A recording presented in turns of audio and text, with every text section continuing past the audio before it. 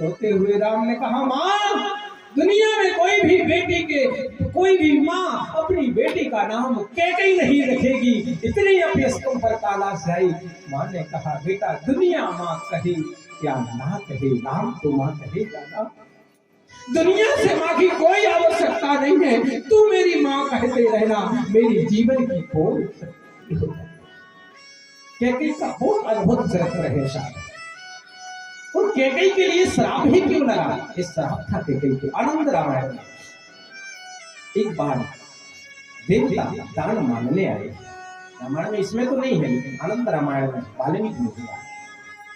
दान मांगने आए तो मैया के पीछे राम जी लुक गए, बार बार पीछे आगे पीछे होते हैं। देवताओं को मैया ने दान नहीं दे पाया। लाला के प्रेम में इतनी मोहित हो गई मैया कहते। जब मोहित हो गई तो उसी समय देवताओं ने श्राप दे दिया, मैया, जिस बालक में तुम इतनी मोहित हो रही हो ना, जिस पर इतना प्रेम कर रही कि ब्राह्मणों को दान नहीं दे रही हो, हम श्राप देते हैं, इसी बालक के नाम पर तुम्हारे मुंह पर काली स्याही पड़ेगी। इस श्राप देवताओं को कहते लगा। और भी 2-3 कथाएं, समय नहीं है। अंत में कैकेयी धाम पर गिरे हैं। कैकेयी के लिए भगवान ने फिर दिया। हम आप कहते हैं कैकेयी का दोष है साहब, कैकेयी का कोई दोष नहीं है। भगवान स्वयं अपनी इच्छा से वरदान के लिए गए हैं। कवि कहते हैं, मैया तूने क्या ठाने, राम सिया भेज दे। ओ मैया तेरे, ओ मैया तेरे काठानी मन में राम सिया भेज दे।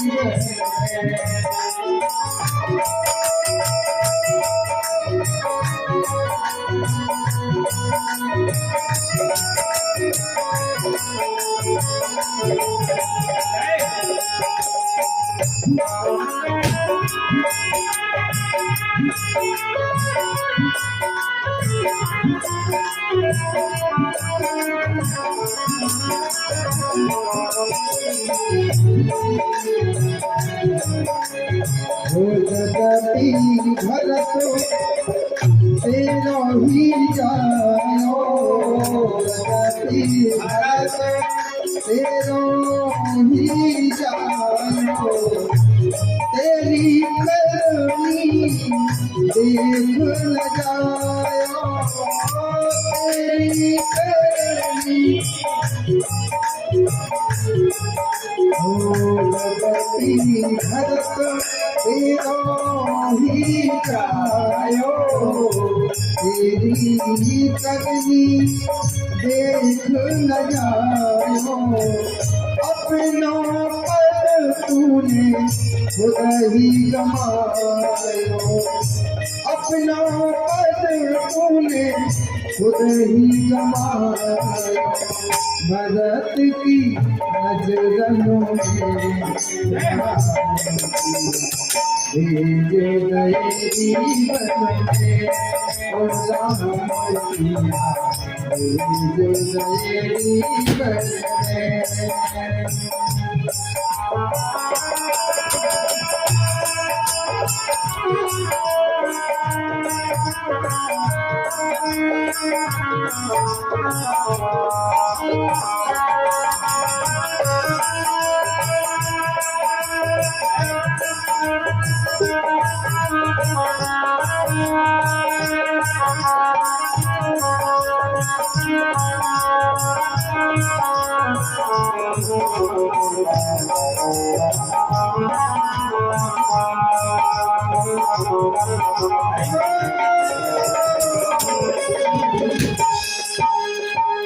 महले छोड़ो जहाँ नहीं रे मरैया, महल छोड़ो जहाँ नहीं है मसीहा, ये सुकुमारी संग दो भैया, ये सुकुमारी संग दो भैया, काहू वृक्ष करो भीगत हुई है, काहू वृक्ष करो भीगत हुई है, ये दोनों मेघनों में भेज गए जीवन ओ राम भेज गए जीवन में ओ मैया के साखानी मनों में राम भेज गए जीवन में ओ राम भेज गए जीवन में। बोलो राघवेंद्र सरकार की जय हो। राम कथा तो जितनी गाई है शाह उतनी ही कम है। कुछ अध्यायों में इसमें दर्शन हुआ, इसलिए सुखदेव भगवान ने राम कथा के रामचंद्र दर्शन किया। नवम स्कंध पूर्ण हुआ, हम दसम स्कंध की ओर प्रवेश करते।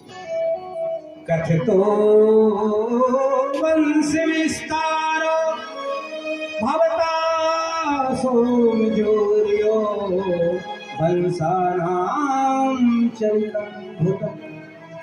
इतना अद्भुत चरित्र श्री सुखदेव भगवान ने राजा कई वंशों की कथा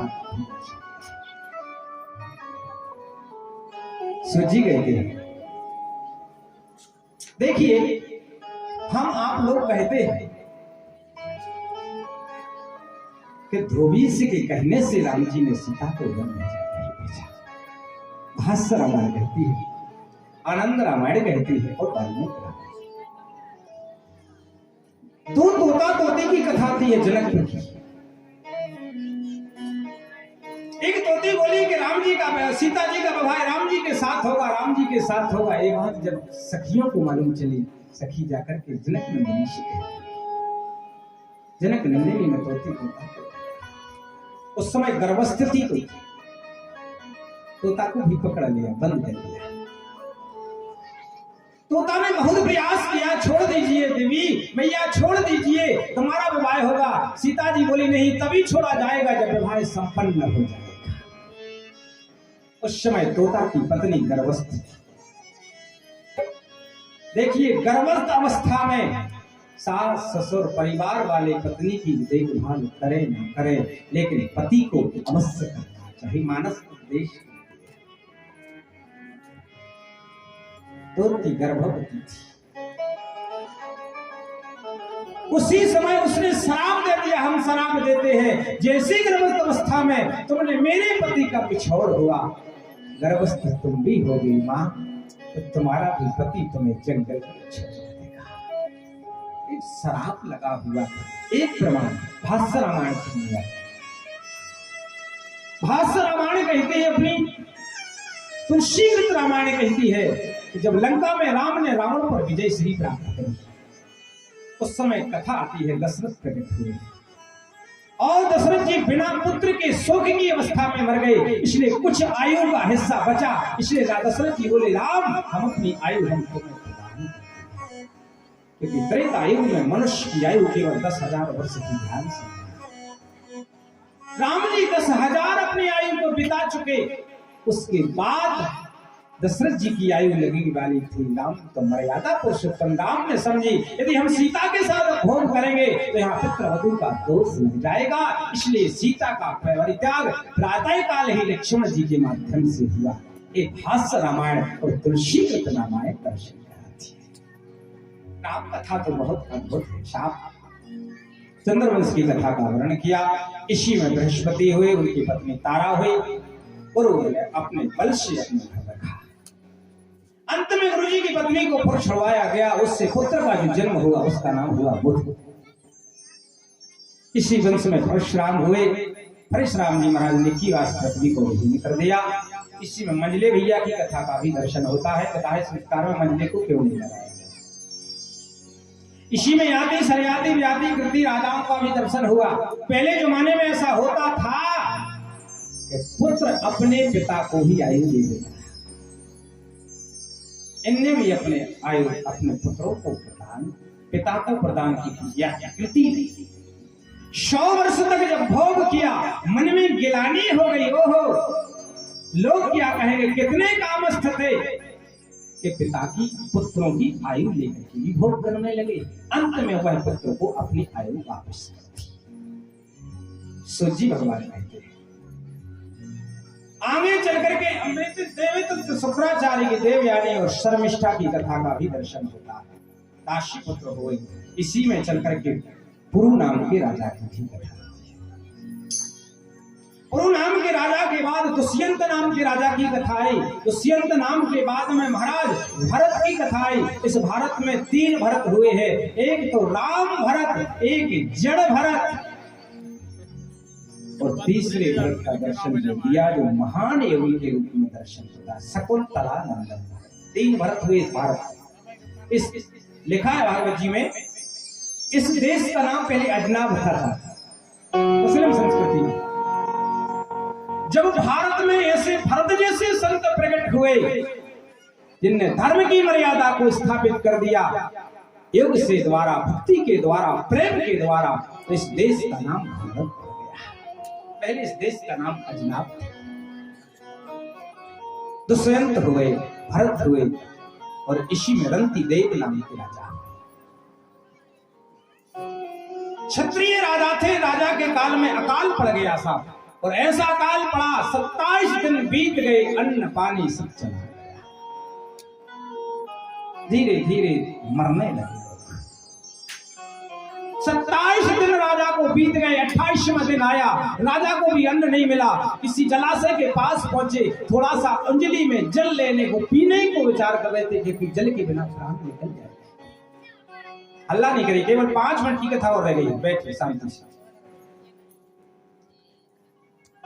रंती देव के सामने एक चंडाल आ गया। भगवान राजन 28 दिन हो गए हैं, जल की बूंद नहीं मिली है, जल मिल जाएगा इस चंडाल के प्राण बच जाएंगे, आप तो परमार्थी राजा है। राजा ने अपने अंजलि का जल लिया, उस चंडाल को पिला दिया। चंडाल से नारायण प्रकट हो गए। बोली नारायण भगवान की। भगवान प्रकट हो गए। राजन तुमने मुझे चंडाल में पहचान लिया, मान लीजिए धर्मात्मा तो बहुत हुए, लेकिन श्रद्धावान राजा तुम ही हुए हो। राजा अपने हाथ जोड़े, देना चाहते हो तो एक वरदान कीजिए। क्या? बोले साईं इतना दीजिए, साईं इतना दीजिए, जामे कुटुंब समान, मैं भी भूखा ना रहूं, साधु भूखा ना जाए। इतना दे दीजिए कि मेरे दर पर जो भी आ जाए वो खाली हाथ ना लौट जाए, भूखा ना लौट जाए, हम भी खाते रहे, दूसरे को खिलाते रहे। दान की मर्यादा का बहुत सुंदर वर्णन किया भागवत जी। इसी में आगे चल करके महाराज दुष्यंत भरत रंती देव जी होती है। इसी में आगे चल करके कुरु पांडवानाम वंशानाम पंचमदा, 5 शाखाओं का दर्शन हुआ। इसी में कुरुवंश भी बन गया। इसमें एक पांचाली देश जहां की द्रौपदी जी थी। पांडवानाम जिससे पांडवों की भी उत्पत्ति का दर्शन है। इसी में आगे चल करके महाराज एक देवमणि नाम के राजा हुए।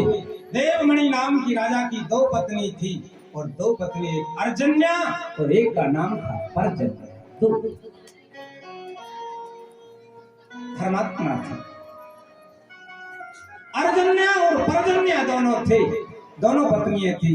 एक से नौनंद आदियों की उत्पत्ति होती है, एक से वसुदेव आदियों की भी उत्पत्ति होती है। सुखदेव कहते हैं इसी वंश में आगे चल करके उग्रसेन नाम के भी राजा हुए। उग्रसेन का पुत्र कंस हुआ। कंस की कथा का भी दर्शन है। कंस ने अपनी 6 बहनों का विवाह और वसुदेव जी के साथ कर दिया। सातवीं विवाह का बहन के साथ संपन्न हुआ। अंत में विदा जाने लगी। आकाशवाणी हुई, हे मूर्ख, इस कन्या को तू परित्याग करके छोड़ने जा रहा है, इस वयस का अष्टम पुत्र तेरा ही काल होगा। उसी समय मारा। अंत में जेल में ही डाल दिया और जेल में प्रथम पुत्र हुआ वसुदेव, जिसका नाम कीर्तिमान हुआ।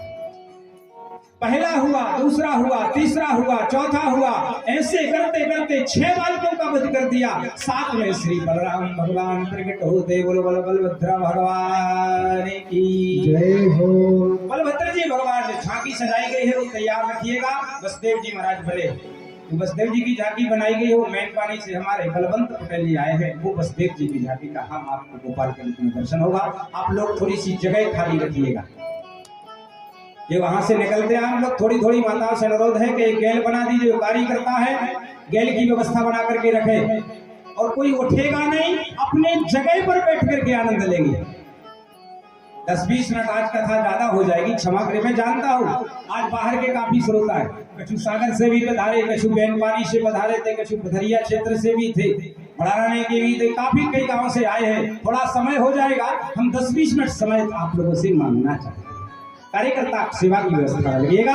अंत में बलराम जी का जन्म हुआ, जय जयकार हुआ। अष्टवा महीना आया है और अष्टमी महीने में भादो आया है, भादो की अष्टमी तिथि आई है। अष्टमी तिथि में आज वसुदेव जी ने, नंद बाबा ने हजारों ब्राह्मणों को बैठा दिया महाराज सेवा के लिए, जप करने के लिए। ब्राह्मण लोग बड़ी रबड़ी छान रहे साहब, और रबड़ी छानते छानते भर्राटे से सो रहे। कुछ ब्रजवासी बोले, बाबा ब्राह्मण एक ही भजन ना आए कर रहे। बाबा ने जाके देखो, सब भर्राटे से लेकर स्वप्न में भी कह रहे, हे भगवान, यदि लाला होवे तो नंद बाबा के छोरा